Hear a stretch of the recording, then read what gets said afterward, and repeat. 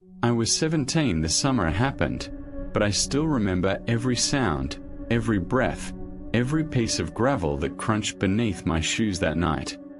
People say time erases fear, that the older you get, the more those memories blur into something distant and harmless. But they're wrong. Some memories never fade. Some legends, no matter how old, still breathe somewhere in the dark.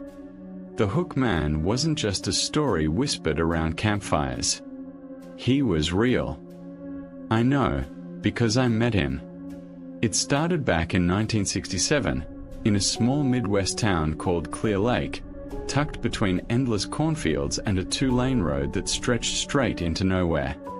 There wasn't much to do back then, just a diner, a movie theater that smelled of butter and old carpet, and a spot locals called Lover's Bluff.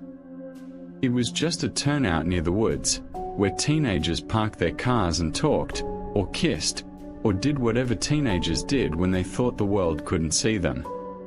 That night, I'd driven my father's old Chevy Bel Air up there with my girlfriend, Laura. She was everything good in that town, bright eyes, shy smile, always humming a tune when she was nervous. The air smelled like rain, the kind that never quite falls, just hangs heavy and electric.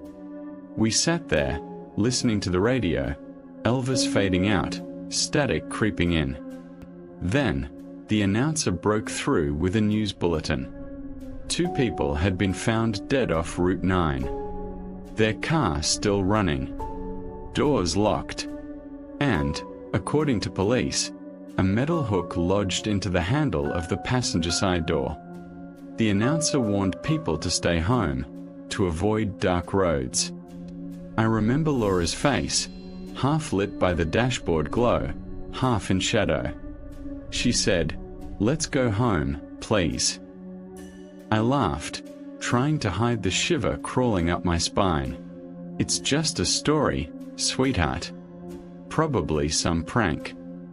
But when I turned the key, the engine sputtered. Dead. The radio flickered, then died too. The silence that followed wasn't just quiet, it was alive. The trees moved without wind.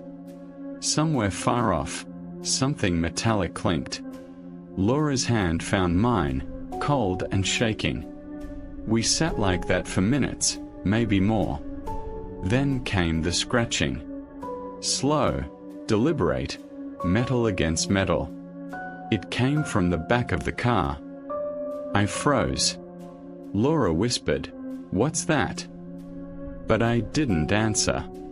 I wanted to tell her it was a branch, an animal, anything, but deep down, I already knew it wasn't.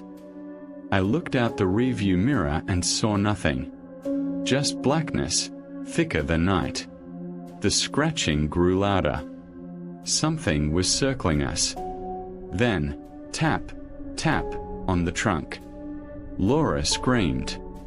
I turned the key again. The engine coughed, caught, and we sped off, tires spinning mud. She begged me not to stop until we reached town.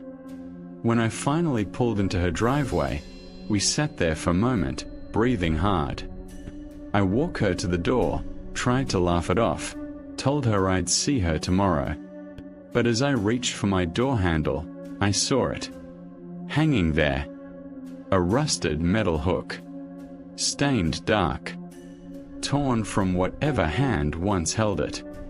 I dropped it, stumbled back, heart racing. My father came out when he heard the car, saw me standing there pale as a ghost. I didn't sleep that night. I don't think I slept for weeks. The police came, asked questions, but they never found anything. They said maybe it was a prank. Maybe kids trying to scare people. Maybe. But I know what I heard. What I felt.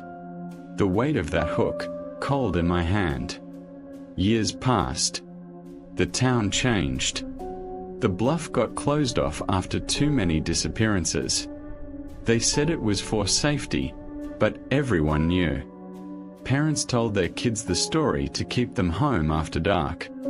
And every now and then, someone new would vanish. Always near that road. Always on a rainy night. I left Clear Lake when I was 20, but the past has a way of following you. I built a life, had kids, grandkids. But the nightmares never stopped. I'd wake up in the middle of the night to that sound, metal dragging across metal.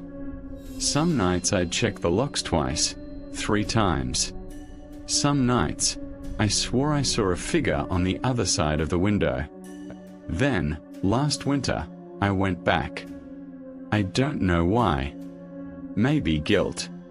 Maybe I just wanted to see if it was still there. Lover's Bluff was overgrown, the trees thicker, the road cracked and broken. My breath fogged in the cold air as I stood there, looking out over the same valley. The wind had that same electric hum. And then I heard it. The faint sound of metal scraping against stone. Slow. Steady. Coming from behind me. I turned, and there it was. Not a man. Not anymore. His outline barely human. His body hunched, twisted, his right arm ending in that same jagged hook. His eyes weren't eyes anymore, just empty sockets glinting in the dark. He didn't speak. He didn't need to. The sound of that hook dragging along the ground said everything. I stepped back, tripping over roots, and he moved closer. I could smell rust, decay, the scent of rain and something far older.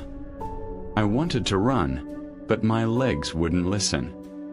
I could only watch as he raised that hook, slow as death itself. But then, a flash, headlights from the road above. Someone else was coming down the hill. The figure froze, then turned and vanished into the trees, swallowed by the dark. I drove away that night, heart hammering, hands shaking so hard I could barely keep the wheel straight. When I looked in the mirror, I half expected to see him sitting in the back seat. But there was nothing, only the echo of my own breath. Now I sit here, old and tired, telling you this story because someone has to remember. Because people still drive that road. They still park up there, windows fogged, music low, thinking it's all just a legend. But I've seen the truth. They say he was once a man, a killer who escaped from an asylum, caught in a storm, lost his hand on a fence as he ran. Some say he died that night. Others say he made a deal with something darker, traded his soul for revenge. All I know is this: if you ever hear metal scraping behind you, if you ever find a hook hanging from your door handle, don't stop to look. Don't wait to listen. Just drive. Because some legends don't fade. They wait. And sometimes, they come looking for the ones who escaped. And if he's still out there, he's been waiting a long time. For me.